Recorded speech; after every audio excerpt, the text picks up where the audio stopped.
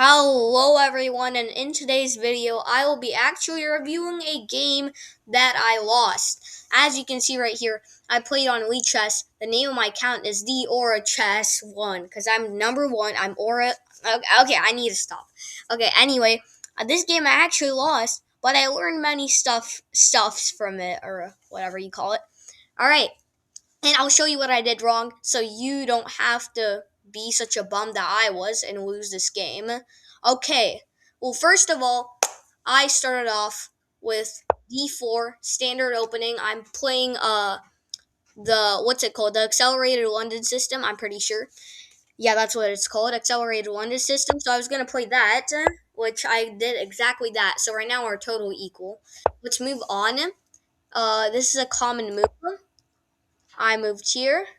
Now, also, what I was thinking right here, I could have possibly, I know this trap where you go here with your knight and then you attack that. So let me check. If I did this, you could go there. But yeah, maybe that's a better thing for me to do in this case. But anyway, I did what I did, which is I played e3. So I'm looking to get this bishop out. This is classic theory for the opening that I'm doing. Next, he moves here, so that's a fianchetto, and actually I'm 0.6 plus. Um, so as expected, he moves there. It's relatively equal. I develop my knight, and he develops his knight. And after I play c3, almost finishing the setup, the position is totally equal. But then he does a move that kind of, I guess, it kind of blindsided me. He went here, and first thing I thought, I am the one who's supposed to be doing that in this opening. But anyway, I'm 0.7 plus, and now what I did is that I took the knight. This isn't like a big mistake. This is just an accuracy, but this is my first mistake because you can see here why I did that. Um, I know like the knight is like really active and my bishop isn't really active, so I was thinking, and a common thing in this opening is trying to do a pawn storm, but I figured since he has this pawn right here, I wouldn't be able to do that. So I took it, and why that's bad because then he's gonna take me back with that pawn. He has a good central pawn, and with a tempo because he's attacking my knight. And a better move here, a much better move would be knight d2. So this attacks the knight and double attacks the knight actually. So that it has to move because the only pawn is protecting it. But anyway, let's keep going. It wasn't such a big mistake. So now you can even see the position is actually dead equal. So if you played against Stockfish right here perfectly, then if Stockfish played against Stockfish or whatever it's called, yeah, Stockfish, then it would be a draw in the end. They played perfect moves. All right, then I went here, which is a bad move because why this is bad? You see, it dropped to 1.0. Why this is bad is because, well, first of all, because what's going to happen is he's going to take me, I'm going to take him, he's going to take me, I'm going to take him, and then my queen is dead. And what the worst part is that I have to take it with the king, meaning that my king can't castle anymore. Hopefully this makes some sense to you. But yeah, so much better move would be, 1 second.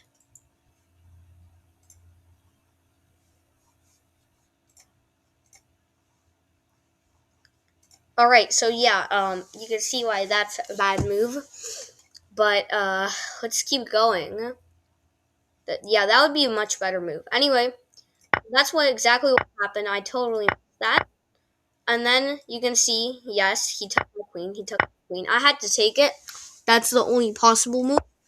And then we keep going where he moves his bishop here to check me. Now, I know I can't go here because that will be just totally losing everything on the spot. I still try to survive in this position, even though it's losing. Now we have 4 options here. And I would like you actually to pause the video and say which one is the best. And spoiler alert, I might not have played the best. No, I think I did play the best one. But anyway, I hope you have a chance to pause the video and let's go over each one. Well, here E is bad. And the reason this is bad is because you want to eventually connect your rooks, right? And that just totally it's bad, and so is this. And it's not there. These aren't losing. Um, this third one is though because he can long castle at this point, and he has a tempo because it's a check to my king. So the only sane possible other option would be king c2. This is the best one. I found that. But anyway, he castles. His king is very safe. And then this is the. If you really look at this, this is a pretty even game because 0.5. And what I should have done here is I've tried to make my king safe, move here, attack this pawn, connect my rooks, and everything would be pretty much okay. That's what I should have done, but I did this because I wanted to go here to get this open file. I don't know why, but he moved here, and I actually did not see that because what he's planning to do the next turn is go here on the d3. I wasted another move. I did not see this coming at all. Basically, he checked me, and then again, there's a few options we can do here. Let's go over each one. So number one is C. This is bad because again, it's the same thing. We want to connect our rooks, but this just slows the whole process down.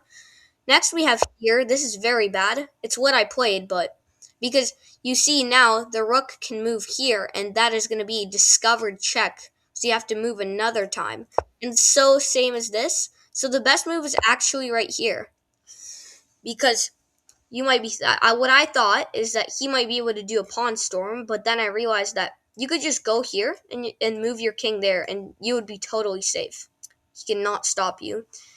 Um, you're still losing, of course. Yes. 1.8. 1.8 isn't like totally losing. Your opponent may make a blunder, but I played d2, which is totally wrong. Um, he moves here with his rook. If I was him, I actually moved there with my other rook, but that's okay. Yeah, I don't think it matters. I moved back again, and he moved here. I'm guessing he wants to double his rooks right here. All right, next I move here to. I guess what I was trying to do is somehow maybe get this bishop.